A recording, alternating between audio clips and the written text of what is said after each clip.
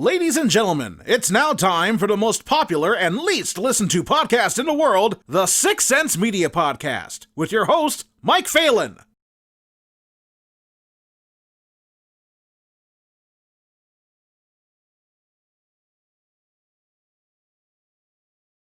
How did this whole film come about? What started the ball rolling? Oh boy, so and so brief let's see, let's do like a shorter kind of like a more condensed version here. Um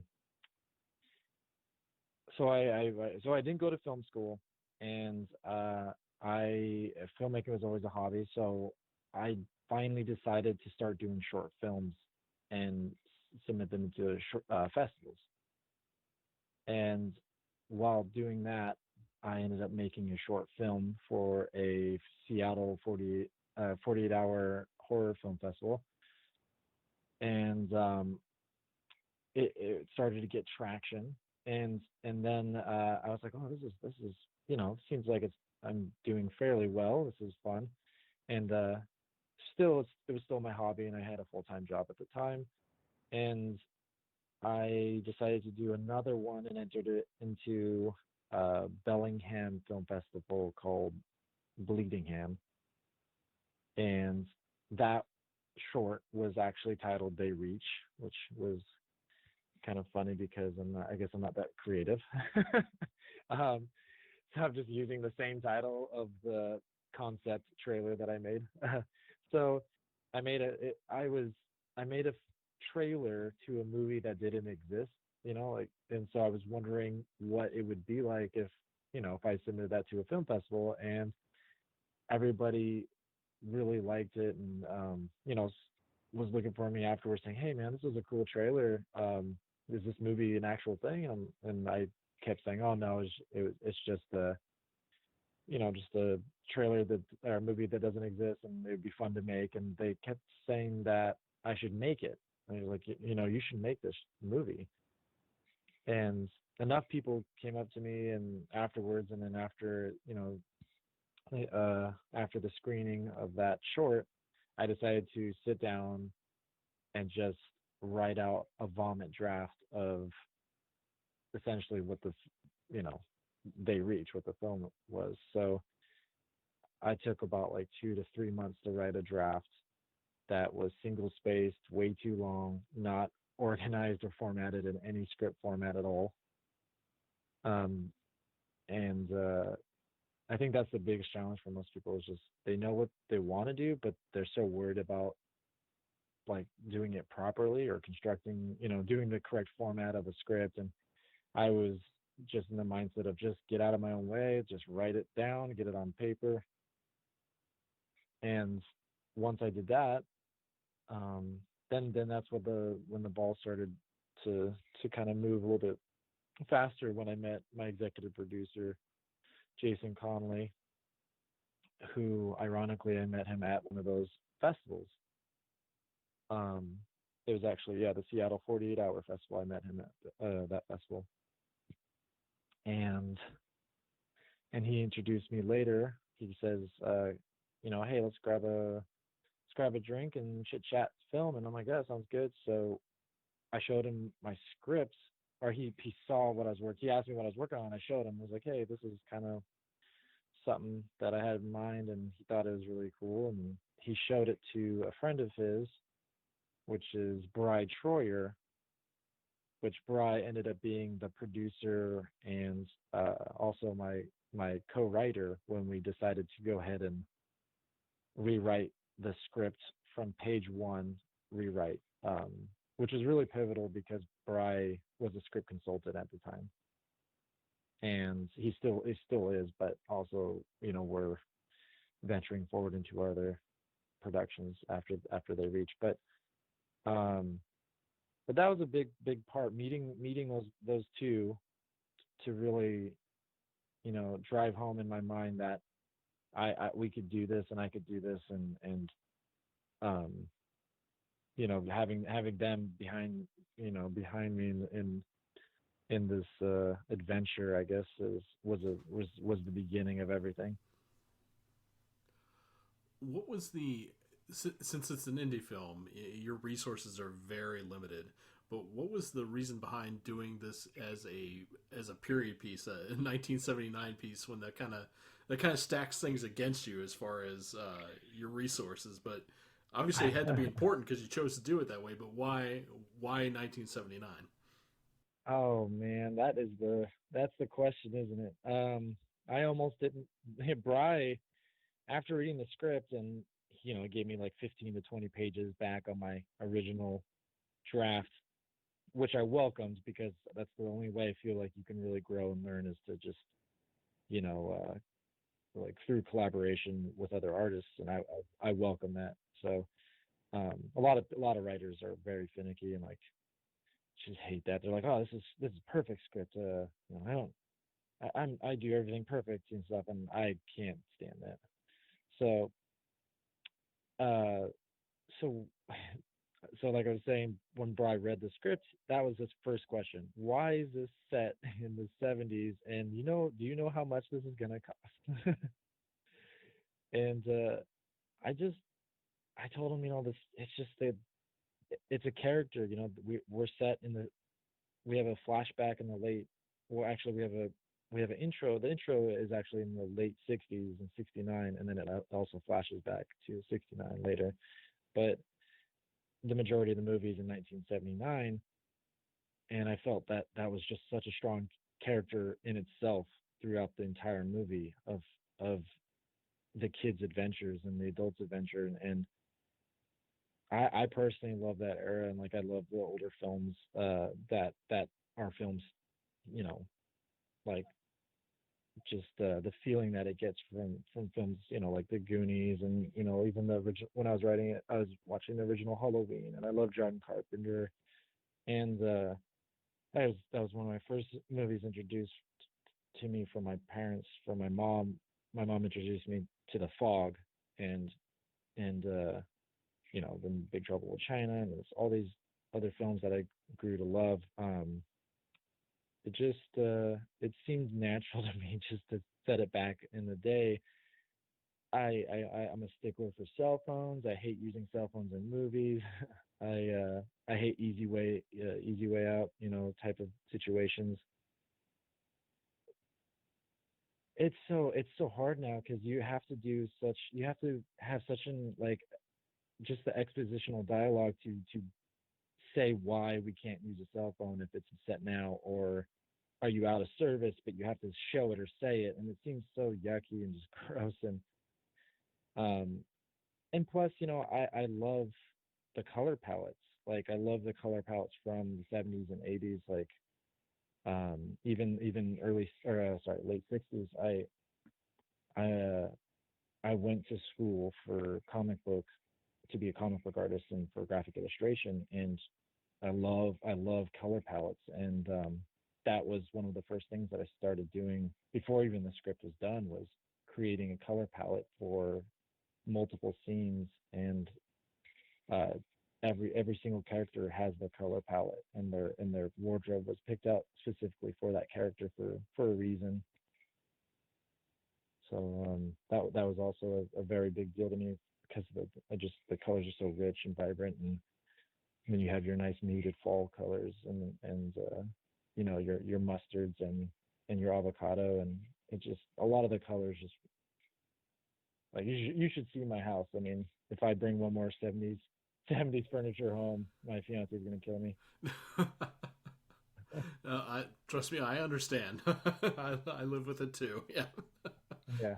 it's very, very. Everything just has to look like fall all the time. But I mean, it's But it's it's part of it's comforting, and then part of it's also disturbing because when you think back, that was kind of that golden era before we got into the slasher films. We had the Amityville horror and everything else. Just had that. The 70s wanted to be mellow, but then you had just this drastic change in horror iconography happened between right. the 60s was still kind of hokey, and then all of a sudden you just went into this just very dark place in horror in the 70s. And it just, everything about that decade, whenever I think about horror, just kind of is so much darker than anything we had now. And to see a film go back to that is refreshing. Yeah, thanks. It was definitely a struggle, and it's definitely um, there's there's been many learning experiences throughout the shoot, and this is my first feature, and I plan on, obviously, I definitely plan on making more. So, and are currently in the process of making a couple more right now. Um, but it is good to know that, through the process you can pick up things that you like, and then obviously see things that you need to change and grow from, and that's the best part of, like, just trying to improve and upon your craft, like, each go at it. So that's what I'm really excited about. And soon as this comes out here soon, and what comes out in like a week, yeah, um I'll be I'll be excited to let it go, and I'll be excited to push it into the world, and to jump onto the next crazy train, pretty much. What do you think was your biggest learning experience? What do you think's gonna stick with you the most after making this film? Oh my goodness, I learned so much through this film. There's so many different aspects that I was in every single meeting, like, because we all wore multiple hats because it's an indie feature, right? Production designing, getting wardrobe, collecting props. I sourced out through eBay for vintage items. I literally sanded and painted the cop car myself, and there's many things I just did just because I knew no one else was going to do it. Um, I never painted a car before, so um, but on the technical side of things, with besides set designing and doing all that stuff, which I love, and I'm like really particular on it. Um, I think learning learning character structure, and more script format, and that, I think that's what I've taken away the most out of, like, trying to make sure that the characters stay true to themselves, and to try to learn, how to make an entertaining story and not make it, I guess, so cheesy or too campy, and ride the line of, like, horror versus comedy. And it's just like a balancing act that just takes practice, and I'm really happy how they each turned out. Um, but I'm definitely eager to pursue my career, and try to make the next one, and try to balance that act, of dark comedy, and horror, or sci-fi. Um, this was pretty much my film school. I didn't know any terminology when I got on set. I just watched a lot of films, and I know the basics of my, for lenses, and all the stuff that you should technically know. But I didn't even know what a C stand was when I was on set. Like, I knew what it was, but I didn't know the name of it. I knew the purpose and function that what it was for. But it was really good to have strong mentors on set, like Brad Troyer, and James Winters, our cinematographer. Like, James, I still work with James to this day, and we've done other projects together with commercials and advertisements, and pushing into even our next feature. But he taught me a lot about just tricks of the trade, and what he's learned over the years at his craft, being an amazing cinematographer. What kind of feature would you like to make next? Another piece out of a previous decade, or move it up to modern times? Oh. Unfortunately, our next one that that we're currently writing is modern, so it is a modern, uh, set during modern times. It has hints of nostalgia within it, like, unlike, like, in It Follows, which is, it plays with, like, what era they're in. Like, they have cell phones, but everyone's driving kind of like this retro cars, and it feels retro. The clothing, the wallpaper, the color palette, you know, just that director in general likes to do that. But I think he did it with Under the Silver Lake as well. It felt retro, but it was still new. But I think I always will have that kind of vintage feel to it. Um, but I still want I do want to challenge myself, and I do want to make a movie set, obviously, you know, in current times, and I want to see how I can kind of play with that world in the film world, play with that with the characters and the scenery, and structure the story around it. It's a dark comedy, sci-fi, sci-fi dark comedy with little sprinkles of like horror thriller moments in it. But for an older audience, definitely, They Reach was aimed towards a younger a younger audience, which it's good. It's a good thing. But this one is definitely darker and a little bit more adult humor, I would say. Yeah, I've seen recently some dark humor indie sci-fi films that managed to do so much with basically two locations, and it just all came down to the script and the actors. Yeah. And just blew away. I mean, they splurged a little on some things. You need CGI to make you know that it's in the future, but then Exactly. everything Yeah. else, you're like, you had a 2 camera setup in one room for 90 minutes and somehow pulled it off. It's a testament to a really good director, which Right. I'm pretty sure you're gonna nail it. Oh yeah, we'll see. I don't know about that.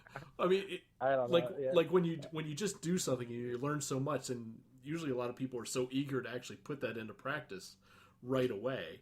And from my experience in covering indie films for the past 15 years, it's always that second film from a filmmaker usually is like that culmination of everything they learned put into like this perfect sphere. And That's that's just from experience. So I'm just forewarning you that you might knock it out of the park with your next I'm film, like, and you oh might my not even know God. it. Yeah. Not to put any pressure I on you just or sit there. anything. I just sit there. I'm like, holy shit, Mike was right. Like, very But funny. Yeah, I mean that would be awesome. That would be cool, and I welcome that. oh yeah, I mean, But if I hadn't failed at acting, I would be. I'd be thrilled to be in an independent film from someone that's making their second film, but yeah, I yeah, would not give you yeah. the performance that you deserved. I would be terrible. that it was so hard. Like these guys, I pushed these actors because most of these actors in this film are like pretty much first time actors. There's a couple in there that have done, you know, a couple like Eden Campbell's been in like Z Nation, a couple other movies now, more recent after They Reach. Um, but for the most part, you know, everybody in here was pretty green. Some of them not even acted before, so you know, it was a challenge, you know, to kind of, you know, pull on that a little bit and get them to feel a little bit more natural in the scenery and on the set and yeah, you know, it was definitely a challenge.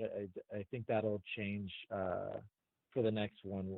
We're you know, we'll have a little bit of a bigger budget and yeah, so I'm definitely, you know, fingers crossed. I'm definitely hoping that the next one is a fun one, and you know, in the same vein of an adventure feel, but just like I said, more adult. So, um, but yeah.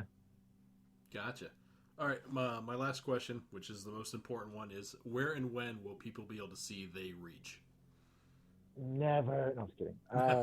Well, this was it. Good night, everybody. Yeah. Well, unfortunately for the people who have already pirated it, because it came out like in Japan and Germany and other places like and beyond before.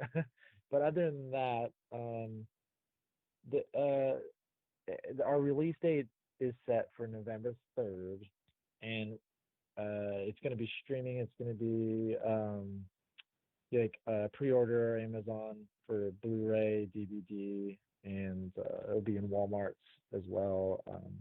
We're still working on a couple different territories and buyers, but those are the ones I know for sure. I would push the. I know a lot of people go digital, straight digital, and I'm a crazy person because I have all physical media at my house, like down to VHS still. But I have all these Blu. I have like hundreds and hundreds of Blu-rays of like just horror films or just regular films. I'm just a Blu-ray nut. So I made sure that our Blu-ray had 2 hours of extra footage on it. So that way it would like maybe entice others if they want, like filmmakers or indie filmmakers like myself, to figure like what's behind the scenes, what's going on behind here, because I always love that, it's like Robert Rodriguez style, like film school and just that was my film school pretty much. I didn't go to film school, so it's kind of fun. We have a lot of fun special features in the Blu-ray. You've been listening to the Sixth Sense Media Podcast. You can find more of our celebrity interviews and roundtable discussions on iTunes, Podbean, and SoundCloud. Be sure to check out our movie, TV, and video game coverage at sixthsense.com and fanbolt.com.